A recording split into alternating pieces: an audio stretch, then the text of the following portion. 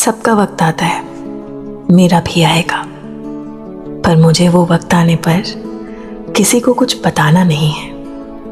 लोगों को बताने में वो वक्त मुझे गंवाना नहीं है।